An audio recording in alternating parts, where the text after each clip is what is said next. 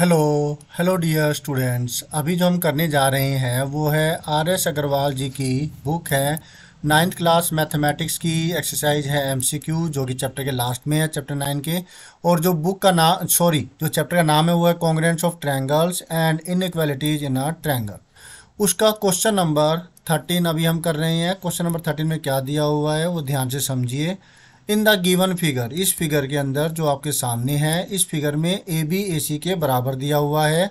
ये दोनों साइडें बराबर दे रखी है, जिसको कि ये एक जो बार है इस तरह से लगा करके शो किया गया है। ठीक है। और आपको दिया गया है ओ बी ओ सी के बराबर है, जो कि डबल बार लगा करके बता रखा है कि ये दोनों की दोनों साइडें हैं, ये दोनों बराबर है। ठीक है। दो चीज़ें ये दे रखी है, ट्रायंगल दे रखा है, फिगर दे रखी है। देन अब आपको बताना है कि ए बी ओ और ए सी ओ की रेशियो क्या होगी। ए बी ओ जो ये वाला एंगल होगा और ए सी ओ ये वाला एंगल होगा, इन दोनों की रेशियो हमें बतानी है। तो इसको मैं एंगल 1 और एंगल 2 का नाम दे देता हूँ। जो इसको नाम दे देता हूँ 3 और इसको नाम दे दिया 4। ठीक है। और इस पूरे एंगल को नाम दे दिया 5 और इस पूरे एंगल को नाम दे दिया 6। बात क्लियर हुई। तो 6 एंगल मैंने नाम दिए हैं, आपने देख लिया होगा कि ये मैंने किस किस हिसाब से आपको नाम दिए हैं। राइट। देखिए मैंने जो यहाँ पर एंगल 1 और एंगल 2 नाम दिए हैं, ये वाला जो एंगल है इसे नाम दिया है एंगल 1 और इसको एंगल 2। फिर ये एंगल 3, ये एंगल 4 हो गया, ये एंगल 5 और ये एंगल 6। क्लियर। और अब आपको बताना है वही जो हमने डिस्कस किया था, एंगल 1 और एंगल 2 की रेशियो हमें बतानी है। इसको करने के लिए हमें जो ट्रायंगल की जो प्रॉपर्टी है उसका इस्तेमाल करना होगा। वो प्रॉपर्टी क्या है? अगर ट्रायंगल में दो साइडें बराबर हो तो उनके अपोजिट एंगल्स भी बराबर होते हैं, जिसकी वजह से जब ये दोनों की दोनों साइडें बराबर है तो ए बी के सामने का एंगल, जो कि ए और बी को छोड़ दिया, बचा पॉइंट सी। तो सी मतलब जो ये वाला एंगल है, एंगल सी जो है, सॉरी एंगल 6 जो है, ये बराबर होगा इस जो ए बी के बराबर साइड जो है उसके सामने के एंगल के। तो ए सी ए बी के बराबर दे रखी है और ए सी के सामने का एंगल ए और सी को छोड़ दिया, बाकी बचा पॉइंट बी।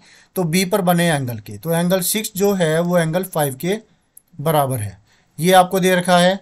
फिर हमें ये दिया हुआ है कि ये दोनों भी बराबर है। तो इसी तरीके से ओ बी के सामने का angle triangle O B C के अंदर एंगल 4 हो जाता है। एंगल 4 बराबर होगा ओ सी के सामने के एंगल के। तो ओ सी के सामने का एंगल और सी को छोड़ के बचा बी, इस पर बना एंगल एंगल 3 है। एंगल 4 और एंगल 3 भी बराबर है। अब हमें एक चीज़ ये करनी है कि एंगल 6 के जो इसमें से इसको माइनस करना है, एंगल 6 में से एंगल 4 को माइनस कर देंगे, एंगल 5 में से एंगल 3 को माइनस कर देंगे।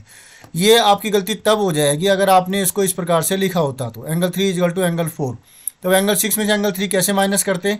इसलिए इसको थोड़ा आपको तरीके से लिखना होगा। जैसे 6 के साथ में जो एंगल बन रहा है ये वाला एंगल इसी साइड में, एक ही साइड में कीजिएगा। और एंगल 5 के सामने जो किस साइड में, अगर ये राइट हैंड साइड में एंगल 5 तो एंगल 3 भी राइट हैंड साइड में ही लिखिएगा।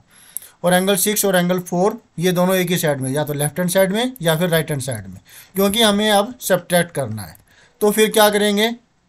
सब्ट्रैक्ट करेंगे 2 को 1 से, तो एंगल 6 माइनस एंगल 4 हो जाता है, बराबर में एंगल 5 माइनस एंगल 3। क्योंकि ये एमसीक्यू है इसलिए मैं इसको शॉर्टकट वे से करवा रहा हूँ, ना कोई रूल लिख रहा हूँ ना कुछ और, बस आप इसको जल्दी से कर देंगे, इसी हिसाब से मैं करवा रहा हूँ। तो जब एंगल 6 में से, इस एंगल 6 में से जब आप माइनस करते हैं एंगल 4 को, तो कौन सा एंगल बच जाता है आपके पास? एंगल 6 के अंदर से आपने एंगल 4 को माइनस कर दिया तो बचा एंगल 2। तो वो लिखेंगे एंगल 2 बराबर होगा एंगल 5 में से जब आप माइनस कर देते हैं एंगल 3 को, तो बचा ये एंगल 1। राइट। तो इसलिए एंगल 2 जो है वो एंगल 1 के बराबर हो जाता है। अब एंगल 2 जो है वो उसका नाम क्या है? ए सी ओ। एंगल ए सी ओ बराबर हो गया एंगल 2 का नाम ए सी ओ। राइट। और फिर एंगल 1, ये इसका नाम क्या होगा? इसका नाम होगा A B O. Angle 1, right. तो इसका नाम दे दिया मैंने एंगल ABO। अब हमें रेशियो बतानी थी एंगल ABO बाय में एंगल ACO, क्योंकि ये दोनों बराबर है तो इसलिए ये कट जाएंगे, दोनों बराबर दे रखे है ना। अब लिख करके तो दिखाने की जरूरत नहीं है, 1/1 यानी कि 1:1, तो इसलिए राइट ऑप्शन ये होगा और ये बाकी के सारे गलत हो जाएंगे। हमारा राइट ऑप्शन ये वाला होगा। होप सो आपको अच्छे से समझ में आया होगा। सिंपल है, आसान है, रूल्स वगैरह आपको अच्छे से लर्न होने चाहिए, तभी आप इस तरीके के सम्स आप या प्रॉब्लम जो भी है, मैथ की प्रॉब्लम आती है या थ्योरम आती है, तो वो प्रूव कर सकते हैं। तो अब आपको करना है वीडियो को लाइक करना है, चैनल को सब्सक्राइब अगर आप तक नहीं किया तो कर दीजिए, शेयर करना अपने दोस्तों को ताकि वो भी इससे फ़ायदा ले सके, कमेंट करना है अगर आप कुछ पूछना चाहते हैं, कुछ कहना चाहते हैं। बेल आइकन के बटन को दबाना मत भूलिएगा, साथ ही साथ आपको ऑल पर भी क्लिक करना है ताकि लेटेस्ट अपडेट आपको मिलती रहे। तो thank you students for watching your own video. मिलते हैं नेक्स्ट वीडियो में जिसमें हम करेंगे next solution. Always have a great time. Bye.